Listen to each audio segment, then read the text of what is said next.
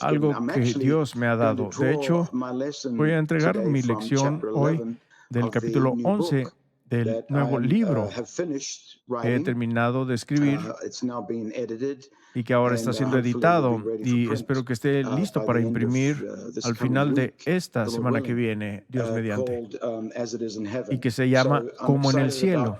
Así que estoy emocionado acerca de ese libro, y esta lección de esta mañana es una porción del capítulo 11, el cual se titula Los porteros del arca. Bueno, y quiero hablar de eso, acerca de ser porteros del arca. Más bien del tránsito del arca cuando David la trajo de la casa de Obed-Edom y la trajo a Sión, la puso en Sión. Y es tan poderoso, es tan poderoso. Y he estado rodando y meditando en esta verdad ahora ya por muchos días, y escribiendo ese capítulo y reescribiéndolo, porque así es como escribes un libro. Lo haces una vez y después pones el esqueleto y después empiezas a poner los músculos y la piel y lo vistes, etcétera. Y lo pones donde necesita estar. Así que ha sido un tiempo poderoso en la palabra de Dios para mí. Mientras paso y voy escribiendo esto para ustedes. Así que quiero que vayan conmigo en sus Biblias a Éxodo capítulo 26. Y en el tiempo de Moisés, Dios le mandó a Moisés a hacer un tabernáculo, como todos ustedes saben, y fue llamado el tabernáculo de Moisés, el tabernáculo de la congregación o el tabernáculo del testimonio, diferentes nombres, pero era con el propósito de albergar la gloria de Dios. Tenía la finalidad de que el hombre pudiera aproximarse a Dios y tener comunión con Dios. Ese era todo el propósito del tabernáculo. Y es todo el propósito de Jesús también, que es el tabernáculo viviente de Dios. Él es el mediador entre Dios y los hombres. Así que esto era este tabernáculo de Moisés, era una mediación. Sin embargo, había un lugar santísimo. Mucha gente se ha hecho la pregunta durante los años, ¿por qué había un lugar santo y después un lugar más santo o santísimo? En hebreo, lugar santísimo es Kadesh HaKadeshim. Kadesh HaKadeshim significa lo más santo de lo santo, o el lugar más santo de todos los lugares santos. En otras palabras, no hay otro lugar más santo que este. Así que en el tabernáculo había un lugar santo, y ese lugar santo, de hecho, era santo, es decir, era hermoso entrar a ese lugar de todo lo demás que estaba afuera, lejos de la luz del sol, de la creación, y entrar a este mundo en donde la única luz era la luz del candelero y el brillo del incienso, de los carbones del incienso sobre el altar y del incienso en la mesa de los panes, y el brillo del oro de los 66 copas, flores y manzanas, y las 7 lámparas y la nube de la fragancia y el incienso, como debe estar lleno ese espacio. Me lo he imaginado muchas veces. Era un lugar santo, pero había un lugar que era más santo que ese. Y yo he tenido la pregunta, y he escuchado a gente que se pregunta esto: ¿qué es ese lugar santo y qué significa que haya uno más santo?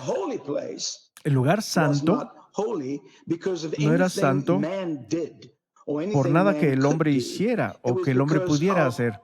Era por causa de la presencia de Dios que estaba ahí, a través de la luz, a través de la fragancia, a través del incienso. La presencia del Señor hacía eso, pero en el más santo era el lugar santísimo por el que moraba ahí.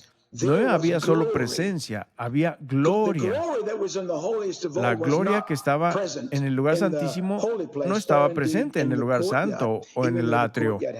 Aunque el atrio tenía el fuego que venía del cielo, había una cierta santificación o santidad que estaba en el atrio, pero entonces llegabas a un lugar santo y luego a uno más santo de todos. Y era el más santo de todos por causa del que moraba allí, el Santísimo. No hay nada o nadie en el tiempo o la eternidad que sea más santo que la gloria de Dios y el trono de Dios. Nada iguala su santidad. Así que este lugar es un lugar increíble y en ese lugar, tras un velo, descansaba el arca del pacto y el asiento de la misericordia y la gloria que descansaba entre los querubines. Quiero leer para ustedes aquí en Éxodo capítulo 26 y en el verso 33 y 34, y pondrás el velo debajo de los corchetes y meterás allí del velo adentro el arca del testimonio, y aquel velo os hará separación entre el lugar santo y el santísimo. Este es el lugar santísimo. Y pondrás el propiciatorio sobre el arca del testimonio en el lugar santísimo. Poderoso, increíble. Vamos a hablar de ello en un minuto, acerca del propósito para el velo. Pero antes de llegar allí, quiero atraer su atención hacia algo que es poderoso, increíble, y que se relaciona contigo y conmigo en el tiempo y la temporada y la generación en la que nos encontramos, en la que Dios ha prometido reedificar y restaurar el tabernáculo de David. Estamos en esa generación en donde Él dijo que en los últimos días, antes de que Él venga otra vez, el tabernáculo de David, discúlpenme, será restaurado, reedificado y restaurado. Así que en los días de David, cuando David fue a la casa de Obed-Edom y levantó el arca, este fue el segundo intento. El primero intento falló, ya saben la historia. Pero después de eso lo pusieron en la casa de un hombre llamado Obed-Edom, y él trajo el arca de la casa de Obed-Edom hacia Sión. La pregunta es, ¿dónde estaba la cobertura para el arca? Porque bajo la ley de Moisés, registrada en Números capítulo 5, creo que es, Números 4, verso 5, pueden buscarlo. Cuando el arca era transportada, bajaban el velo en el tabernáculo y cubrían el arca. El único problema es que el velo estaba todavía en el tabernáculo, que estaba en el monte Gabaón. Nunca fue bajado porque cuando los hijos malvados de Elí removieron el arca del lugar santísimo hacia la batalla con los filisteos, no fue cubierta. Simplemente la tomaron y corrieron con ella. El velo se quedó allí. Así que no había cobertura. El velo que cubría el arca no estaba ahí. Y todo este tiempo, casi 70 años, mantenida en la casa de Abinadab y después en la casa de Obed-Edom, y después David fue y la tomó de la casa de Obed-Edom. No tenía cubierta, al menos no dice nada acerca de ello. No dice que el arca fuera cubierta o que tuviera una cortina sobre ella. Ciertamente no el velo, porque continuaron con todas las ceremonias y sacrificios, etcétera, en el tabernáculo de Moisés, sin el arca en él. Así que la pregunta es, ¿el arca ya no necesitaba cobertura? ¿O ya no fue cubierta para nada? Pero la respuesta hoy es que sí, sí estaba cubierta, pero no estaba cubierta con una cortina, no estaba cubierta con un material físico, estaba cubierta por humanos vivientes que respiraban, que daban su vida, su aliento, su existencia como escudo, como protectores, como guardianes. Discúlpenme, estoy batallando con mis pulmones todavía, pero voy a terminar por la gracia de Dios. Ayúdeme a orar acerca de eso. Gracias, Señor. Que guardaban y protegían y cercaban o escudaban el arca de Dios mientras iba en su jornada. Y si van conmigo a Primera de Crónicas, estudiemos esto por un momento. Primero de Crónicas, capítulo 15. Vayan conmigo ahí. Primero de Crónicas, capítulo 15, ¿está bien? Y bajemos al verso 23. Compartí algo de esto hace 4 años. De hecho, tengo 4 o 5 lecciones sobre esto, pero voy a un lugar diferente hoy. Cada vez que regresas sobre cosas, Dios expande la revelación de su palabra. Así que estoy a punto de decirles algo. Estoy muy emocionado por la palabra de Dios. Espero que ustedes también en esta mañana fría de invierno. En Primero de Crónicas, en el capítulo 15 y verso 23. Ahora, esto es cuando David estaba trayendo el arca de la casa de Obed-Edom de regreso o hacia Sión. Esto es lo que ocurrió. Verso 23. Berequías y Elcana eran porteros del arca o para el arca. Y Sebanías, Josafat, Natanael, Amasi, Zacarías, Benaía y Eliezer, sacerdotes, tocaban las trompetas delante del arca de Dios. Obed-Edom y Jeías eran también porteros del arca o para el arca. Así que algunos comentaristas dicen que Berequías y Elcana eran levitas y que iban delante del arca, y que Obed-Edom y Jeías iban detrás del arca. Y puede que sea verdad, no lo dice aquí realmente, aunque se podía implicar eso. Eran cuatro guardianes. No estamos hablando de porteros de ciertas puertas o porteros del tabernáculo o del templo. Dice específicamente que eran porteros de o para el arca. Un portero significando uno que guarda la entrada, significa ser portero y también significa ser conserje. Cuando oímos esa palabra conserje, pensemos en alguien que limpia excusados y que talla los baños. Pero ese no es el significado de la palabra conserje, aunque la palabra en inglés significa un custodio o alguien que cuida un espacio o un edificio o alguna cierta cosa. Ese es un conserje. Y estos 4 que David eligió, déjenme decir sus nombres otra vez: Berequías, Elcana, Obed-Edom y Jeías. Ellos eran porteros, 2 delante y 2 detrás, justo como las criaturas vivientes que ven en el cielo, los querubines y los serafines, 4, 2 y 2, rodeando el trono de Dios, guerreros sirvientes, defensores, protectores de la santidad, de la justicia, de la pureza, de la gloria, de Dios. Gracias, Señor.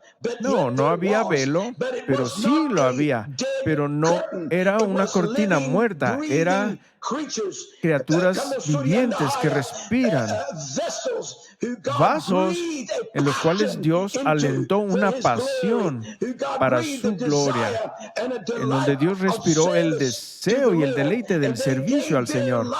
Y ellos dieron su vida defendiendo, no importa lo que ocurriera, o de dónde viniera la contaminación, o si alguien venía a tratar de tocar el arca, o contaminar el arca con contaminación humana, ellos se levantaban en defensa de la gloria de Dios, peleaban por ella, guerreaban por ella, se paraban por ella.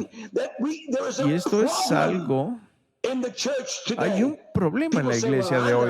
La gente dice, bueno, pues yo no soy un levita. No soy levita, no estoy en el ministerio. Bueno, hay estándares y hay cosas que ustedes tienen que hacer, lo que Dios requiere. Eso no lo requiere de mí, porque yo no soy levita. Créanme, le voy a decir un pequeño secreto. 3 de estas personas eran levitas. Berequías y Elcana y Jeías eran levitas, pero Obed-Edom no era levita. De hecho, ni siquiera era judío. Obed-Edom era filisteo, era un geteo. De hecho, su nombre era Obed-Edom el geteo. Eran de la ciudad de Gad.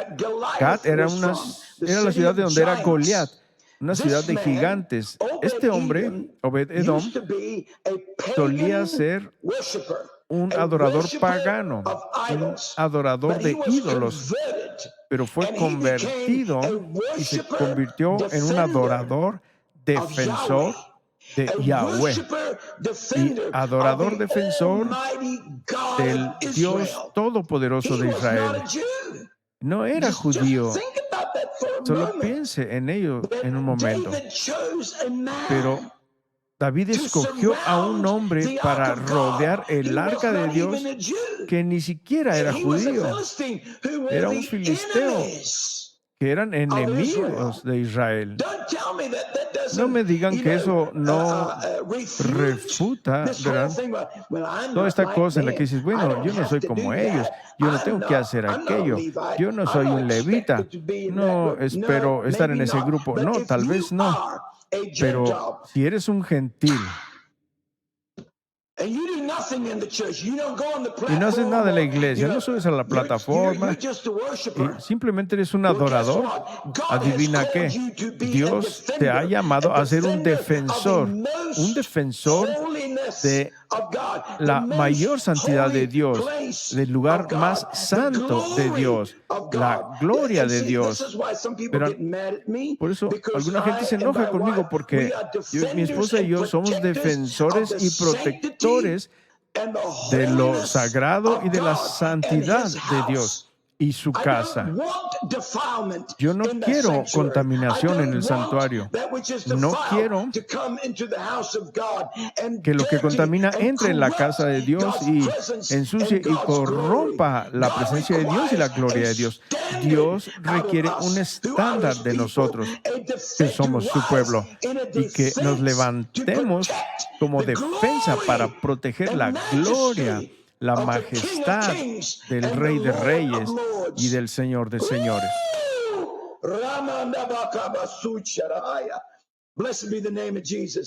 Alabado sea el nombre de Jesús. Eso me emociona tanto. Así que aquí estaba este filisteo, el geteo, Obed-Edom, el geteo, el cual David escogió. No es de extrañar por qué David lo escogió, porque cuando David intentó la primera vez de traer el arca a Sión y falló, lo sabe, lo puso en un carruaje nuevo, en vez de cargarlo los sacerdotes, la puso ahí de un lado y lo puso en la casa de Obed-Edom. Y dirás, bueno, ¿por qué escogió a Obed-Edom? Bueno, tiene que haber una razón. Bueno, estuvo ahí por 3 meses y en esos 3 meses, fuera de la vista de la nación, fuera de la vista de David, fuera de la vista de los levitas, fuera de la vista de toda la gente, de toda la congregación, en la privacidad de su casa, de Obed-Edom, él y su casa adoraban a Dios.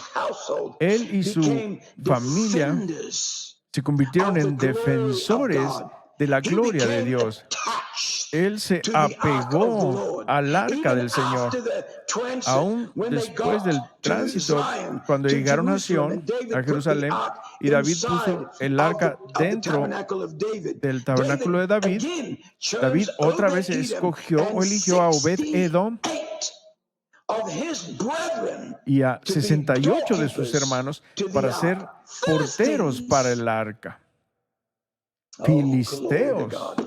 Gloria a Dios. Si estuviéramos en la iglesia, estaría corriendo. Bendito sea el nombre de Jesús. Eso simplemente hace explotar mi mente. De hecho, se apegó tanto al servicio del arca que la familia de Joás lo adoptó como su familia, aunque era un filisteo, pero era un filisteo convertido, había sido transformado. Él adoptó o él entró en una relación con la gloria de Dios y la presencia de Dios. Que David pudo ver que no había nadie mejor que encajara para pararse por el arca del Señor y para proteger y volverse un velo viviente, por así decirlo, para el arca de la presencia de Dios, que Obed-Edom y su casa. Porque en esos 3 meses empezaron a esparcirse las palabras a David y a toda la gente cuánto Dios había bendecido a Obed-Edom y a su casa. Dios no lo hubiera hecho si hubieran abusado de su presencia o si no hubieran honrado y reverenciado y adorado delante del arca de Dios. Si ellos no se hubieran parado por su gloria, no hubieran amado su presencia y hubieran cantado y se hubieran postrado delante de ella, si no hubieran hecho eso, está implícito. Verán, este es el problema, que podemos hacer un montón de cosas en la iglesia, pero ¿qué es lo que hacemos en privado? ¿En dónde estamos? ¿Dónde está el arca? Tu casa es el lugar santísimo. No nada más tu casa, sino tú, esta casa. Todo el propósito de Dios de crear al ser humano y ponerlo en el huerto del Edén inicialmente era habitar entre los hombres. Cuando le habló a Moisés y le dijo que construyera el tabernáculo, le dijo: constrúyeme un tabernáculo para que yo pueda morar entre ustedes. Este es todo el propósito de Dios, morar entre nosotros, ser nuestro Dios, caminar y hablarnos como su Dios y para que nosotros seamos su pueblo. Así que esa palabra portero tiene que ver con servir como guardián, como protector y un defensor de la entrada. No había una entrada física cuando estaba en tránsito. Podía venir cualquiera de cualquier dirección. Por eso, cada lado del cuadrado era una entrada. Pero nadie podía venir y arrojarle una roca o algo, o como Usa, que lo tocó. Pero estaban esos 4 defensores que eran guardianes del arca de Dios. Eran velos vivientes que protegían. Me encanta. Bueno, quiero que vayan conmigo a Éxodo, capítulo 26. Y quiero mostrarles algo ahí. Éxodo, capítulo 26. ¿No les muestra esto un cuadro profético? Por supuesto, David es todo acerca de su vida, su ministerio. La disposición del tabernáculo de David era todo profético de la era del Nuevo Testamento, en donde Dios quitó las barreras para que hubiera acceso a su gloria y a su presencia. Sin embargo, había porteros. No cualquiera podía entrar y hacer lo que quisiera hacer en la presencia del Señor. Los porteros, los defensores, los velos vivientes estaban ahí cubriendo y alejando cualquier cosa que no hubiera adoración, cualquier cosa que no fuera santidad al Señor. ¿Eres así tú? ¿Tu vida es así? ¿Vives por la defensa de la gloria de Dios o por la defensa de ti mismo? Por la defensa de tu propio... Verán, solo piense en esto por un momento. Cuando el arca estaba en tránsito, moviéndose. Cuando algo está en tránsito, se está moviendo constantemente. Significa que todo va cambiando. Los alrededores están cambiando, el terreno va cambiando, la tierra bajo tus pies está cambiando, la gente cuando pasas también cambia. Todo está cambiando, excepto una cosa. Es la cosa que estás defendiendo. Eso no cambia, porque vas con ella. Estás siguiendo con ella en este tránsito. Mucha gente no le gusta o no sabe la temporada en la que estamos viviendo. Es una temporada de transición, de tránsito. Es una temporada en la que Dios está levantando Davides para traer su arca de regreso o hacia donde pertenece, entre su pueblo, hacia Sión, hacia Jerusalén, hacia un lugar que está preparado en adoración y honor a su santo nombre. A la gente no le gusta esa temporada porque, ¿en serio? ¿Tenemos que ir por esto? ¿Que no era suficiente allá atrás? ¿Qué acerca de esto ahora? Y el terreno se pone escabroso y es difícil caminarlo y la gente pasa y se burlan o lo que sea que estén haciendo. Mucha gente solo quiere que todo sea como debiera ser. ¿Por qué no llegamos ya? ¿Por qué no podemos ya estar ahí? Como se nos ha prometido en la palabra de Dios que sería. Pero no quieren ser defensores. No quieren pararse durante el tránsito. No quieren fijar el talón y decir nada y nadie va a contaminar el arca. Quisiera estar en la iglesia. Bendito sea el nombre de Jesús. Esta casa es muy pequeña para que yo pueda gritar como quiero con esta lección. La gente no quiere pagar el precio para ser parte del tránsito. Siempre están buscando, bueno, que de esto, que de aquello. Cosas que van a ser, que Dios estableció, a las que Dios nos está guiando, que Dios va a revelar, que Dios va a restaurar.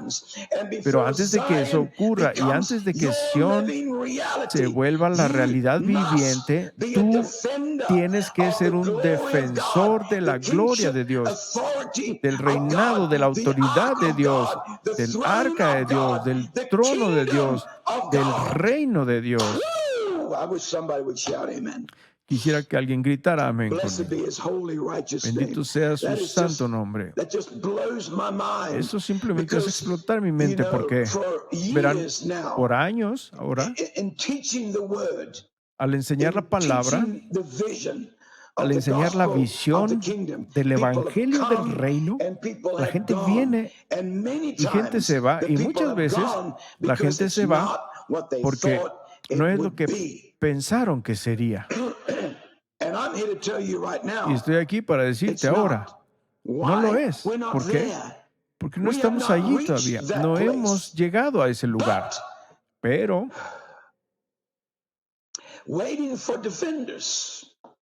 estamos esperando por defensores, por aquellos que se van a parar entre los 3 levitas y Obed-Edom, sin importar tu llamado, sin importar tu posición en la iglesia, sin importar quién creas que eres o quien no creas que eres, no importa.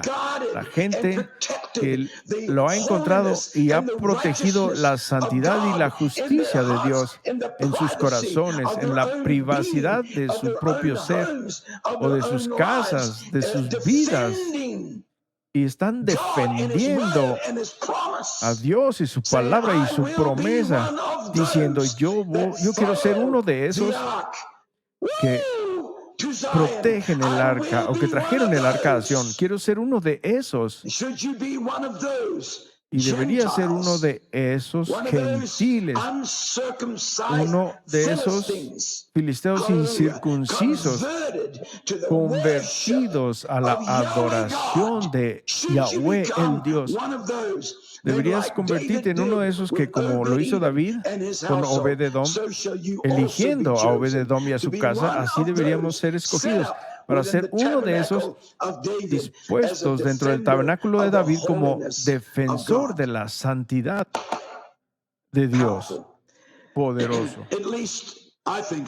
Al menos así lo pienso yo. Discúlpenme.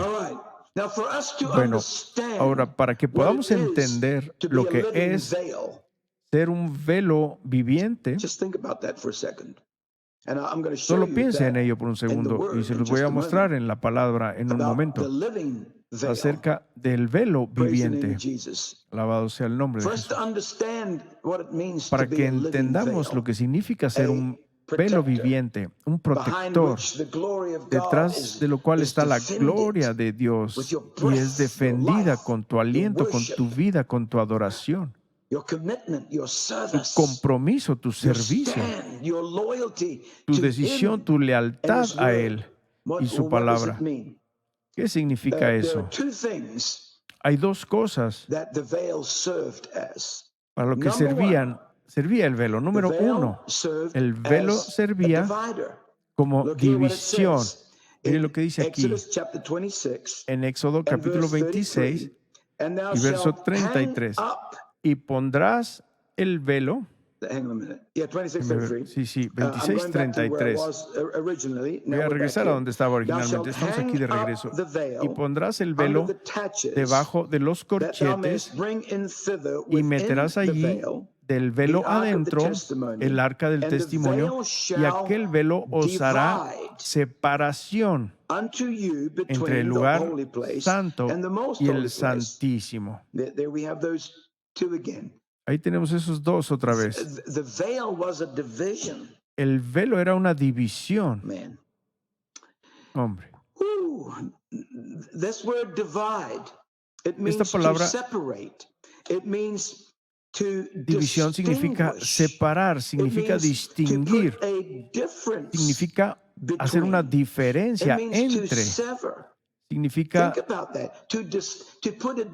separar, poner una línea que distingue entre el lugar santo y el lugar santísimo.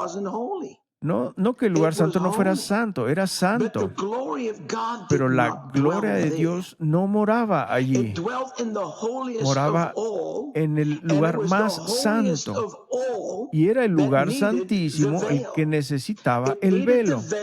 Necesitaba que el velo distinguiera entre lo que era santo y lo que era lo más santo. Kadesh HaKadeshim, lo más santo de las santidades.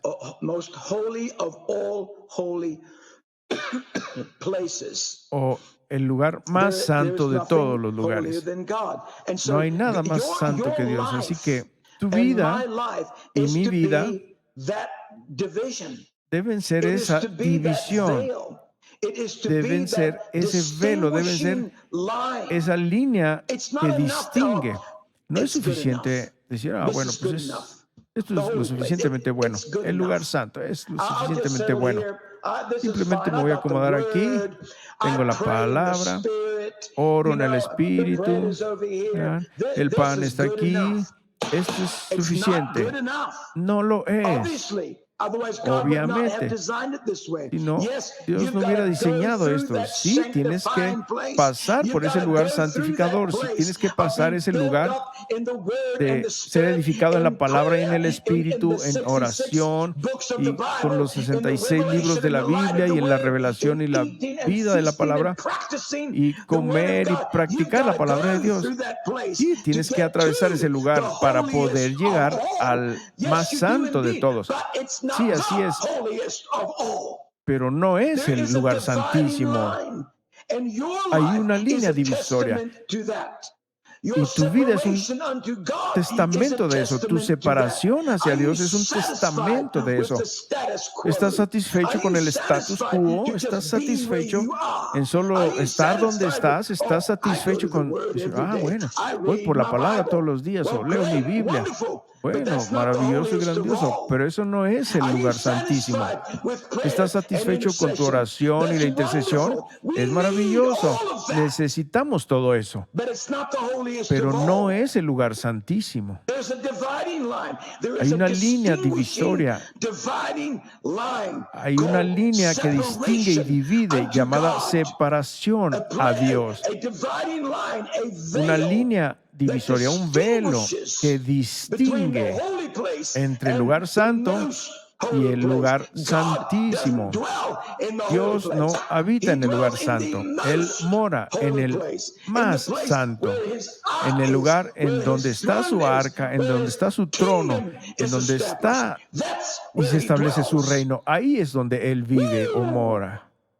No sé si tiene sentido lo que digo porque no los escucho. Puedo ver a algunos de ustedes enviando comentarios y no tengo tiempo para leerlos, pero estoy muy ocupado en darles esta lección. Pero veo que están ahí. Gracias por compartir y sus comentarios y participar. Estoy agradecido. Bendito sea el nombre de Jesús. Quiero apuntar algo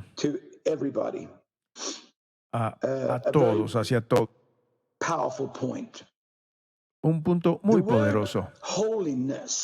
La palabra santidad, Kadesh, en sus formas variadas, está registrada en la palabra de Dios más de 800 veces. Eso es mucho. La palabra amor en sus diferentes formas está registrada menos de 400 veces.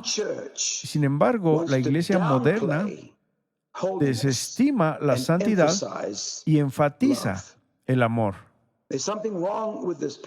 Hay algo mal en este cuadro. No que no debamos tener amor. El amor es de la esencia, núcleo de Dios, pero no es el núcleo de Dios. El núcleo de la naturaleza de Dios es la santidad. Su amor viene de su santidad. Su ley viene de su santidad.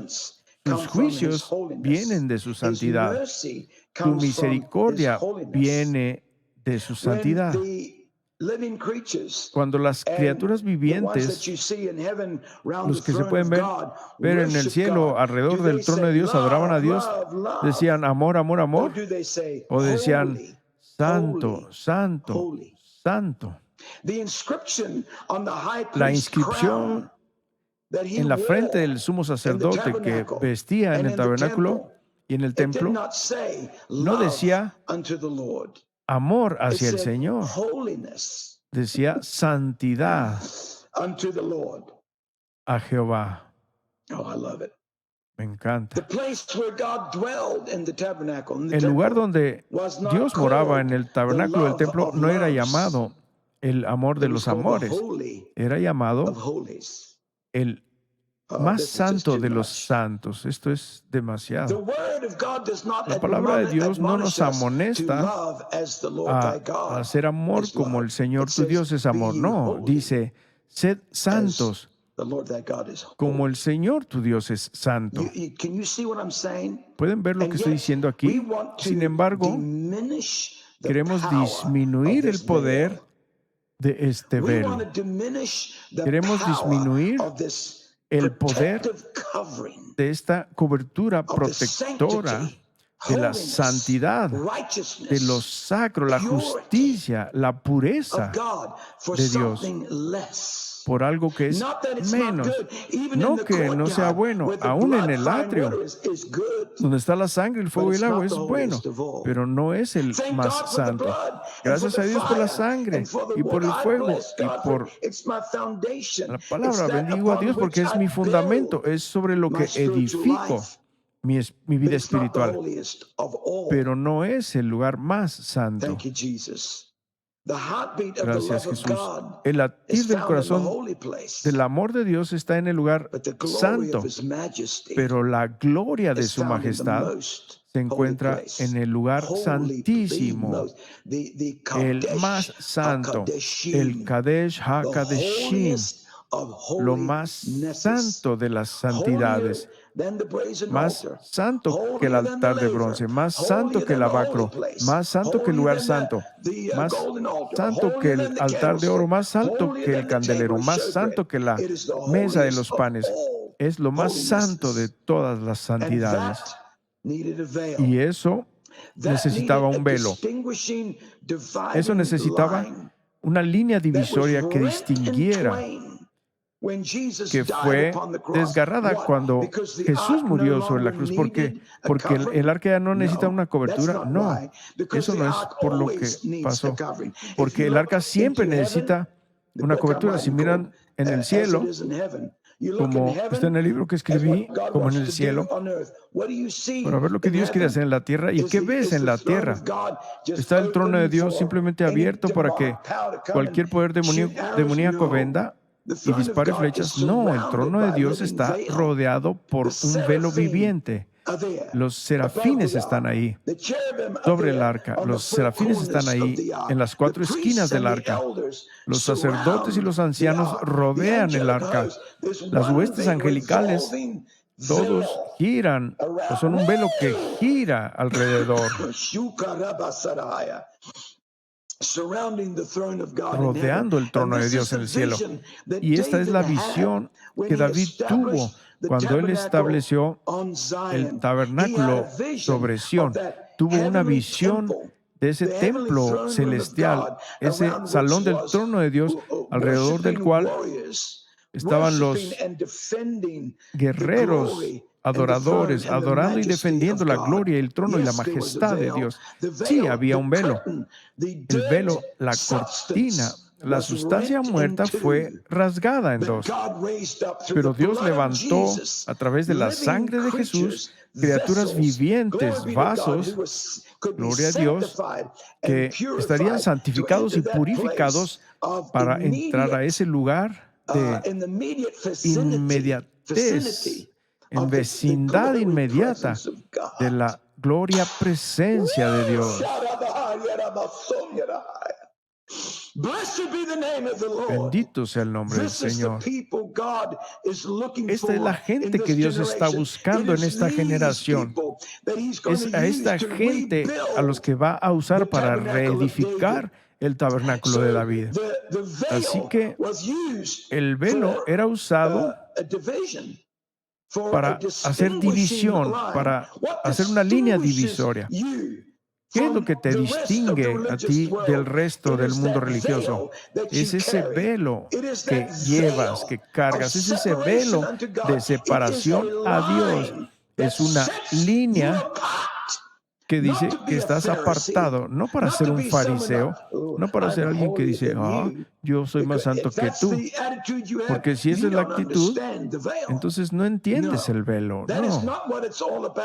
No se trata de eso, se trata de mirar hacia adentro, no afuera de lo que está alrededor, sino ver hacia la gloria y el rostro de Dios, buscando el rostro. Rostro en hebreo es ponim y significa presencia, buscando su presencia, amando su presencia, abrazando su presencia, postrándose ante su presencia, honrando su presencia y su gloria, defendiendo su presencia y su gloria. He estado en muchas iglesias en mi vida. No hay muchas en las que haya entrado en donde yo sepa al entrar que está la presencia y la gloria de Dios. Hay muchas otras cosas que pueden estar ocurriendo. Hay mucha gente que se acomoda con aquello que es menos. Sí, pueden tener gran revelación, pueden tener gente llorando ahí e intercediendo. Maravilloso. No lo estoy minimizando porque necesitamos eso. No puedes continuar sin eso. Pero eso no es todo lo que hay. Pero es donde la gente se acomoda. Yo no me voy a acomodar ahí. Yo quiero el más santo de todos. ¿Por qué? Porque lo quiero a Él. Quiero su presencia en mi vida, rodeando mi vida y mi servicio y ministerio hacia el Señor. Bueno, punto número 2. Así que el velo era usado para división, para línea divisoria que distinguiera. Número 2, el velo era usado como cobertura. Vayamos a Éxodo,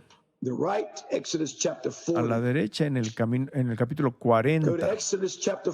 Vamos a Éxodo 40. ¿Está bien? Y ahí quiero leer el verso, o los versos 3. A ver, un momento. Sí, 3 y 21. Y pondrás en él, esto es, en el lugar santísimo, pondrás en él el arca del testimonio y la cubrirás con el velo.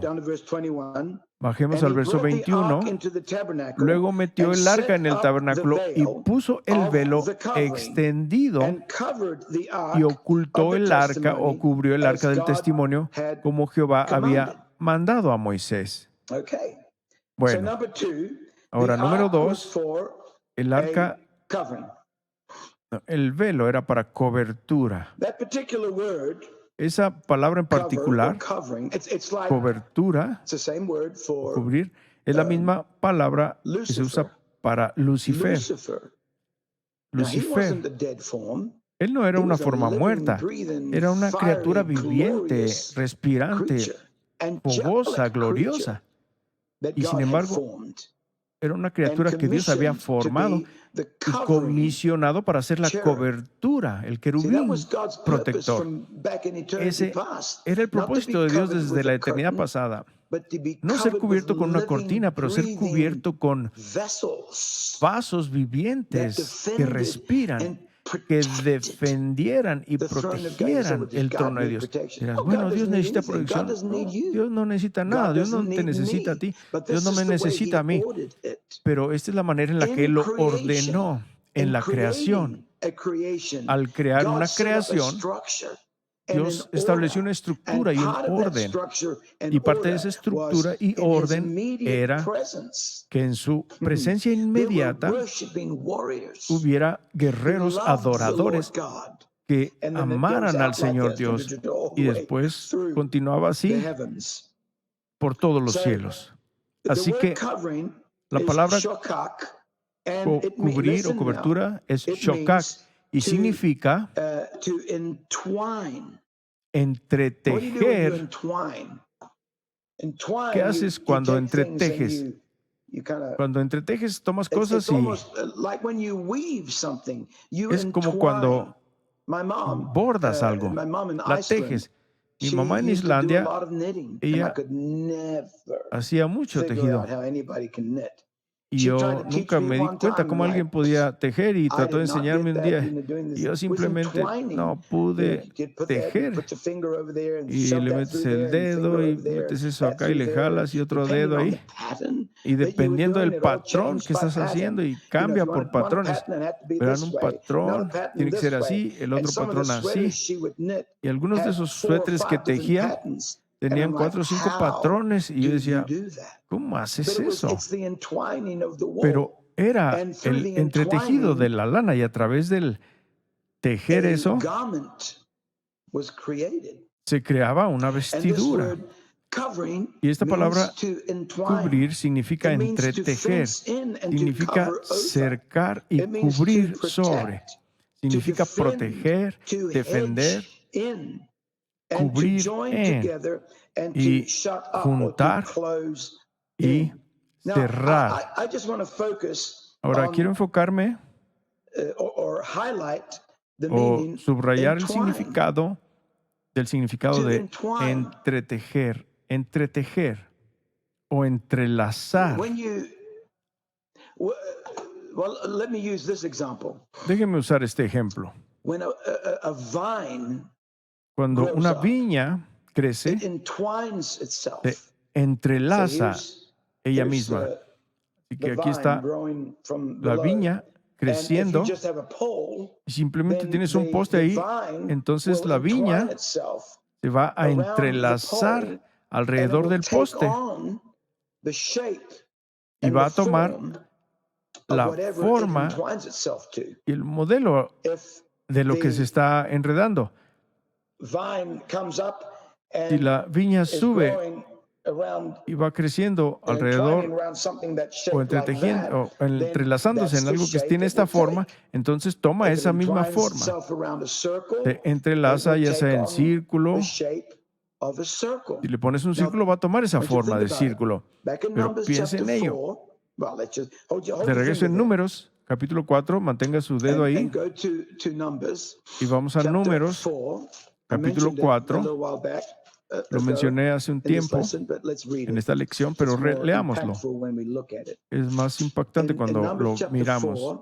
Números capítulo 4, verso 5. Cuando haya de mudarse el campamento, en otras palabras, cuando el campamento de Israel se levantaba todo y continuaba hacia adelante, avanzando hacia la promesa, vendrán Aarón y sus hijos y desarmarán el velo de la tienda. Ese es el velo del que les estoy hablando, la división. El velo de la tienda y cubrirán con él el arca del testimonio. Ahora, ¿qué creen que le ocurría al velo cuando era puesto sobre el arca? ¿Se quedaba igual? ¿Como una cortina colgando? ¿Permanecía así? ¿O tomaba la forma o el molde de lo que cubría? Siento el poder de Dios aquí. O tomaba el modelo y la forma del arca. Claro que lo hacía, era material. Así que cuando era bajada la cortina, cuando estaban en tránsito, la cortina tomaba el molde y la forma del arca. Y esto es exactamente lo que los porteros, los defensores, los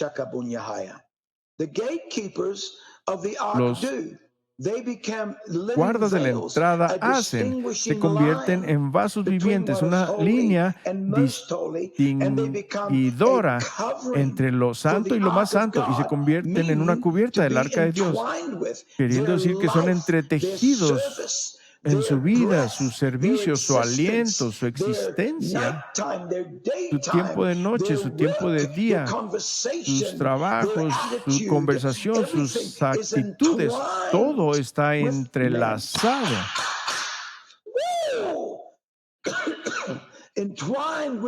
Entrelazado con el arca de Dios, tomando la forma del reino de Dios, la forma del trono de Dios, la forma de la majestad de Dios, la forma de la santidad de Dios, entrelazados con el arca de Dios. Se vuelven uno con ello. Ahí es a donde va la esposa y los hijos manifestados de Dios. No dice que vencieron todas las cosas. Dice, serán mis hijos. ¿A dónde va el hijo? Al trono, sentado a la diestra, uniéndose al trono. Mire, escuche. Si ven a los serafines y los querubines, serafines y querubines, si simplemente les echan un vistazo y ven que los serafines, serafín significa una serpiente de fuego. Eran una flama de fuego. Estaban inmediatamente arriba del trono de Dios. Trono de Dios, el cual vio Ezequiel como una flama de fuego. Así que estas criaturas arriba están en la flama. ¿Qué significa? Que son parte de ella. Están entrelazados en la flama de Dios. Tú no puedes ver dónde terminaba la flama y dónde empezaba el serafín, porque eran uno, entrelazados. Así de cerca estaban de la gloria de Dios. Y que los querubines, las cuatro criaturas vivientes, la Biblia dice que estaban en las cuatro esquinas de cada lado del trono, carroza de Dios, y dice Ezequiel que el espíritu de las criaturas vivientes estaba en las ruedas del trono de Dios. El espíritu de las criaturas estaba en las ruedas, entrelazados, estaban atados a ella. No se podían separar de ella. Estaban cubriendo los seres vivientes, las criaturas vivientes, protegiendo y defendiendo al estar entretejidos o entrelazados. Descanso en mi casa. Eso es tan poderoso. Gracias, Señor. Verán, ¿qué tan entrelazados estamos? Leí esa palabra en mi libro la otra vez, a ver, desentrelazado. Dije, a ver, un momento, eso ni siquiera suena a inglés. Y fue a buscar y sí, es una palabra. Algo que no está entrelazado es algo que está desenvuelto. ¿Cuál fue el problema de Lucifer? Él se desentrelazó, se destejió. Y en vez de ser una línea distinguidora entre la creación y hasta las huestes angelicales y la santidad de lo más santo, el Kadesh HaKadeshim, en vez de estar entrelazado, defendiendo y protegiendo a Dios, en vez de ser parte de la flama, en vez de que su espíritu fuera parte del trono, respirando lo que Dios respirara, o donde quiera que fuera Dios, ellos iban. Él se desentrelazó para ser más bien un defensor y protector de su propio propósito, de su propia voluntad, de su propia majestad, de su propio poder, de su propia razón, de sus propios deseos. Se desentrelazó él mismo de la gloria de Dios para hacer algo que nunca intentó que fuera. Verán, eso no es lo que yo quiero. Yo no quiero ser culpable de eso. Yo quiero ser un defensor. Y mi esposa y yo hemos tomado muchos golpes y hemos sido ridiculizados de mucha gente. De gente que en algún punto compartió con nosotros, inclusive los miembros de mi propia familia. Oh, Jesus. Ridiculizados, escarnecidos, burlados, perseguidos, derribados porque dicen, ay, no lo queremos hacer así, ya no somos así. La gente, ellos simplemente quieren estar allá en algún lugar, quieren algo que no está ahí, quieren algo que Dios quiere hacer, sí, pero no está ahí, no está ocurriendo todavía. Hay grandes promesas de Dios. Espero que ese libro que escribí lo vean ahí. Toda una lista de las obras restauradas de Dios que la palabra de Dios predice y profetiza que ocurrirán con el pueblo de Dios antes del regreso de Jesús, antes de que nos levante en las nubes de gloria a las bodas del Cordero. Pero mientras tanto, ¿dónde están los defensores? ¿Dónde están aquellos que van a ir y hacer como David y van a traer el arca de la casa de Obed-Edom y se van a unir con Obed-Edom y con David y con los levitas? Pueden ser uno o todos en uno. Esa es la gran cosa del Nuevo Testamento y de vivir en el Espíritu. Donde quiera que Dios desea que estés, tú puedes estar. Soy un levita, soy un filisteo convertido. Bendito sea el nombre del Señor. Soy un David.